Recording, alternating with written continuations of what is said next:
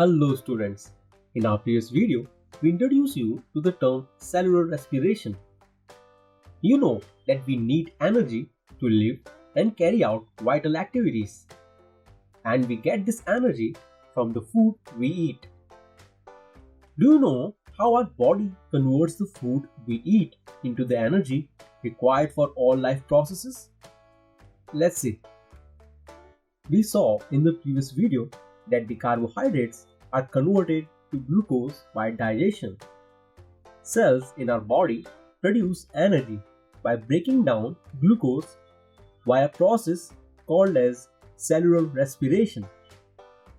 Generally, the glucose is broken down into carbon dioxide and water using oxygen, and the process is called aerobic respiration. However, sometimes when there is a lack of oxygen in our muscle cells, glucose is broken down into lactic acid to release energy. This process is called anaerobic respiration. Have you given thought?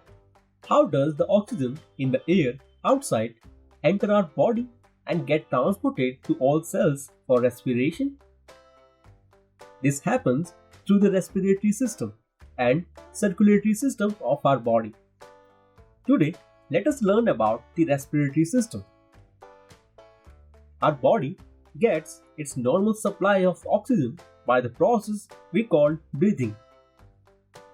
Students, note that breathing and respiration are two completely different but interrelated body processes. But we use both terms interchangeably most of the time. Breathing is the physical process by which exchange of gases happens in our body, while respiration is a chemical process which takes place at cellular level and produces energy by converting glucose molecules to a consumable form of energy called ATP molecules. Breathing, that is, taking in oxygen and giving out carbon dioxide, is very important to our body, and many different organs are involved in carrying out the processes efficiently. These organs together constitute the respiratory system. Let's see the parts that constitute our respiratory system. The human respiratory system consists of nasal cavity, nasopharynx, larynx, glottis, epiglottis, trachea, bronchi and bronchioles, lungs and diaphragm. Let's take a closer look to each one of them. First, let's see nasal cavity. The nasal cavity lies above the mouth. Nostrils are the openings to the nasal cavity. Nostrils and nasal cavity are the point of entrance and exit for air. The air passing through the nostrils is filtered by fine hairs that line the passage. The passage is also lined with mucus, which helps in filtering process.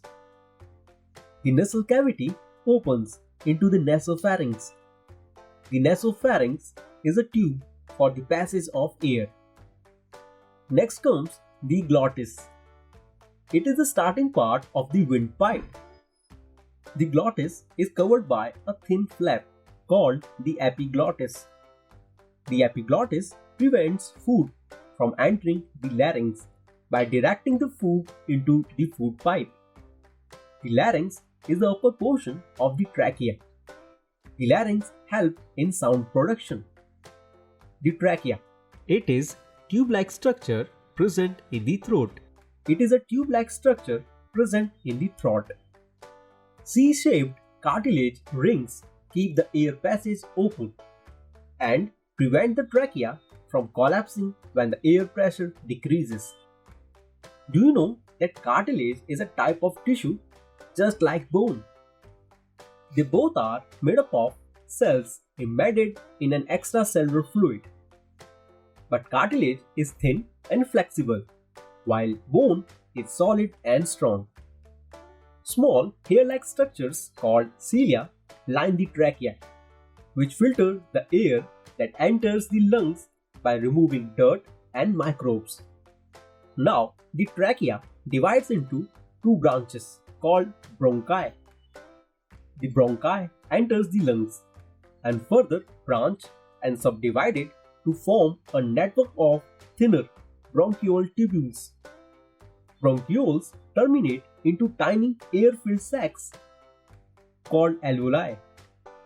The walls of the alveoli are covered with an extensive network of blood vessels, that is, capillaries. The alveoli are the site of gas exchange between lungs and blood capillaries. Students, do you know that lungs have millions of alveoli which help to increase the surface area for gaseous exchange?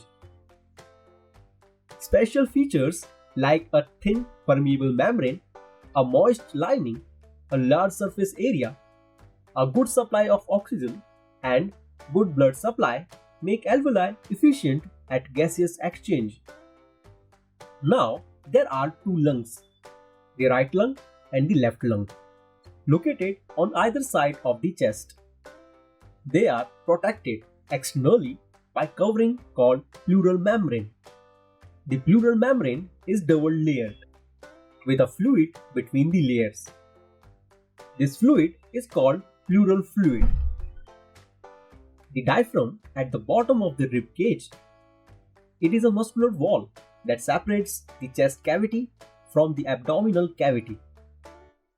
Do you know, students, why babies cry immediately after they are born?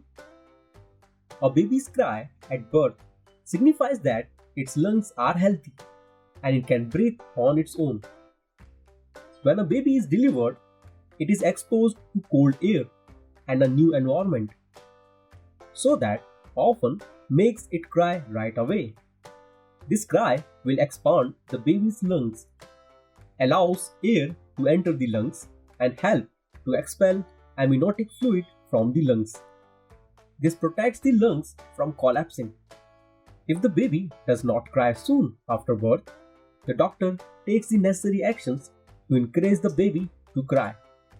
In our next video, we will learn about mechanism of breathing.